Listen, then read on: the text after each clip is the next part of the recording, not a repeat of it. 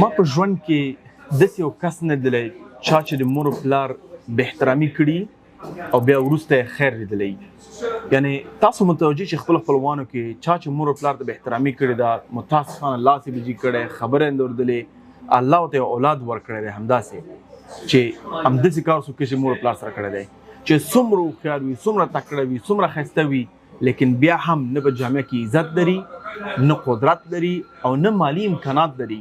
ځکه چې سره یو قیمتي شی ورسره نشته دی چې هغه د مور او پلار دعا وه. دویم کس که تاسو ته وګورئ چې هیڅ هم نه لري لیکن هر څه باندې لاس ږدي کامیابه وي درسونو کې به کامیاب وي ژوند کې به کامیاب وي جامعه کې به احترام وي خلک به د نوم نه حیا کوي او که تاسو سړی مطالعه کوي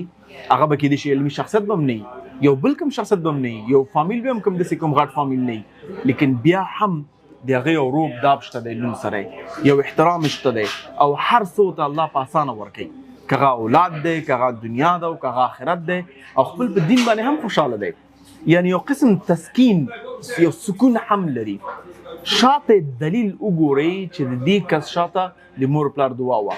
ده به یو کار کړی چې هغه مور پلار احترام یې کړی دی. ورونو خویندو که غواړئ واقعا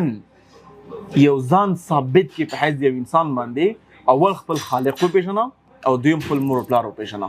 د مور او پلار احترام نه فقط تا ته ارزش په دې دنیا کې بخي بلکې په آخرت کې. او جالبه ده چې قرآن کې هم تاسو متوجه شي الله سبحانه وتعالی همیشه اول د خپل حق یادوي او بیا د مور او پلار. یعنی مور او پلار حق واقعا موږ باندې ډېر زیات دی چې هر څه شی وکولی شو پوره کوی نه شو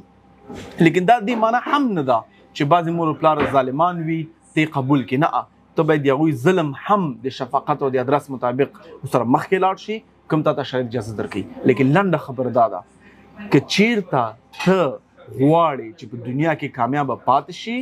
د مور او پلار دعا لاس سره وړه او که مور او پلار سره روابط ښه نه دي ته باید هغه کس چې دغه روابط بیرته شروع کړي جوړې کړي او همداسې بیا جوړې وساتې ځکه ده کې ډېر عظیم او عظیم خیر دی. او زه شخصا دوه کسانو ته هرګز احترام نه لرم یو هغه کس چې هغه نه الله هیر دی او دویم چې هغه کس خپل مور پلار سره ښه روابط نه لري هیر دي تینه بد رد ته وایي. زه یم چې ته خلکو دنیا ته راوړې هغوی ته بد وایې نو زه څوک یم سبا ما ته ښه ووایې. نو دا ډېره مهمه خبره ده چې خپل مور پلار احترام وکوئ عزت یې وکوئ دوی محدود وخت تا سره دي دی الله یو غټ نعمت دی تا باندې د سره دي نو باید هرګز دوی هیر نه کړي. او دویم که چېرته هغوی تا سره کوم موضوع کې ظلم هم کوي نو باید یو شفقت او محبت د ادرس سره مخکې لاړ شي. بارک الله فیکم.